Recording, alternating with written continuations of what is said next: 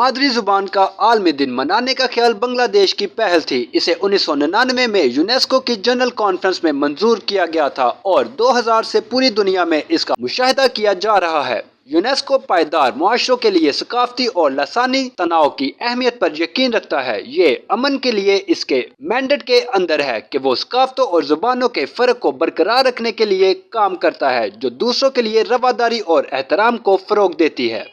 कसीर लसानी और कसीर अल-सकाफती मुआशरे अपनी ज़ुबानों के ज़रिए वजूद में आते हैं, जो रवायती इल्म और सकाफतों को पायदार तरीके से मुंतकिल और महफूज करते हैं। ज़्यादा से ज़्यादा ज़ुबानें ख़त्म होने से लसानी तनाव को ख़तरा बढ़ रहा है।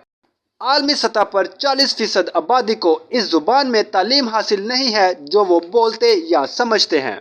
बहरहाल कसीर लसानी तालीम में इसकी अहमियत की बढ़ती हुई समझ के साथ ख़ास तौर पर इब्तदाई तालीम में और अवामी ज़िंदगी में इसकी तरक्की के लिए ज़्यादा अज़म के साथ पेशरफ्त की जा रही है। साल 2025 में मादरी ज़ुबानों के आलमी दिन की 25वीं सालगिरह मनाई जा रही है। ये संगे मील लसानी तनाव को बरकरार रखने और मादरी ज़ुबानों के इस्तेमाल को फ़रोग देने के लिए चौथाई सदी की सरशार कोशिशों को उजागर करता है।